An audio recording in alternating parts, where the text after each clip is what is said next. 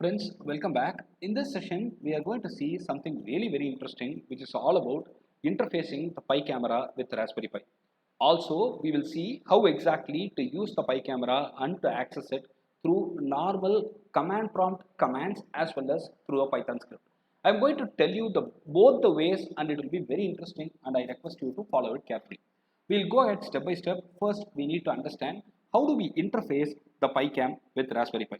You can see that we have got the PiCam and Raspberry Pi in front of you and there is a cable which is available which is connected to the PiCam. The cable is called as FFC cable and we need to properly lock it, connect it with the board.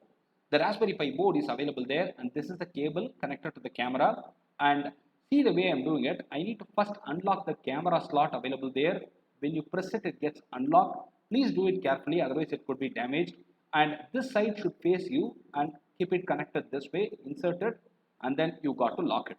So once you lock it, that's all. It will be strong and tightly connected and it won't move.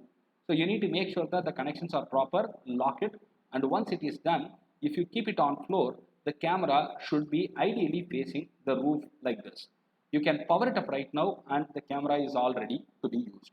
Well, we have to use it in two different ways. The first one is through the commands and the second one is through a simple Python file.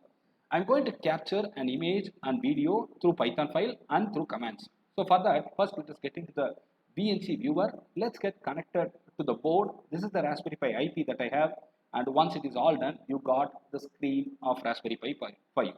Now the first step is to go into the terminal. We need to access the Raspberry Pi terminal and we are going to issue the commands there. Let's go ahead. Let's start using the PiCam. Welcome to the world of PiCam. Let's type the command raspi still -o and we are going to capture a picture. So we need to say where do we store the picture, and I want to store the picture in the desktop. So find out the exact path of desktop. I am now copy pasting it, and you need to also mention the name of the file that you want to store. So you need to paste the location here, mention the name of the file. The image has to be stored under that name and I am saving it as myimage.jpg. Let's run it. Wow, it's not running. Why? There is an error. I did not configure it properly, so an error flashes. This is a very common error that one must avoid. So how do we avoid this, sir? We can go ahead and do the configuration. Go to preferences, go to Raspberry Pi configuration, and there you got something called as interfaces, and in camera if you see that by default it is disabled. So click OK and it will prompt you for a reboot. Without second thought, go ahead for a reboot. Only then the camera setup will be enabled for this configuration. Click yes. It will be rebooted.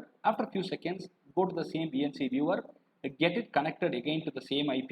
This gets you to the Raspberry Pi as usual, and then now you could open the terminal. Now we can take the picture. But let me tell you the other way to do it.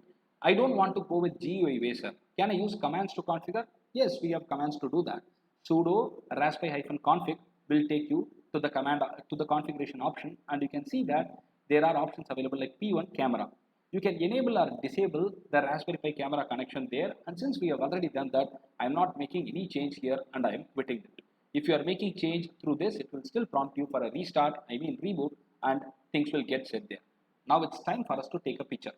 Yes, we can take a picture with the command that I have already shown you, and we are going to retake the same command by specifying the location where the file has to be stored, and also we need to tell what the name of the file should be. So raspi still -o, and I'm going to store it in the desktop. Let me copy paste the location of the desktop clearly, and I'm doing it. Let me give the name of the file as myimage.jpg. That's what I'm giving right now, and we will see if it is capturing a picture. In 2 seconds, you would get a picture captured and it will be available in the location you specified. In our case, it is desktop. You can see that myimage.jpg has come, and we'll click and see if things are proper. As you can see, it is capturing the picture of the roof because the camera was facing the roof. And that's it. We have taken a picture through the command prompt and it's working fine. Now, can we go ahead with the video? Yeah, we need to take a video through the PiCam and we are going to do that right now. The command is slightly modified, yet we can follow it and it's easy to understand. Raspi, and it was last time still, this time it is read. So -o, you need to specify the location and name of the video file along with the proper extension. That's what I'm going to give right now, and my video is the name of the video followed by .h264 as the extension. That's the format, and once you do that, it will capture a 5 seconds video, and the video will be available in the desktop location since we specified it that way. And you can see that my video.h264 is already available in the desktop. Now we can open it with video players like VLC, and I have already installed VLC in my system, so I'm going to show you where it is available in the Raspberry Pi options. Go to a Raspberry Pi, there sound and video VLC media player is available, and if it is not already available with you, don't worry, it can be installed in seconds. Sudo apt install -y followed by VLC. The moment you specify it, the VLC player will be installed. Since it is already installed, it gives me the message that it's already an updated version. Now, how do we open it? We can open it and see through the command prompt, or we can double click it and open it. Let's see through command prompt as it is important. Let's go to the path where the file is available. It's in desktop, and type the command VLC myvideo.h264. Now it will be played. That's all. You have created a wonderful video for 5 seconds that is going to capture just your roof because the camera is facing the roof, and you played it through the VLC player. That's it. We have used the PyCam with command prompt options, and now it is time for us to understand how do we use a Python script to do all this. I need not issue commands now. Instead, I'm going to do all this through a Python script. For that, what we need is we need to have very important libraries to be updated. And what is it? We need a PyCamera library, and we need to install it with pip install PyCamera. And if it is already installed, fine, you are all set to go. Like what we get, the message on the screen, you'll be getting it. If you have not installed it already, it will happen there in few seconds, and that's it. We can go ahead with the process. Now we have to write a very simple Python code. Before that, let me remove the files that are created during the previous attempt so that we can create it yet again.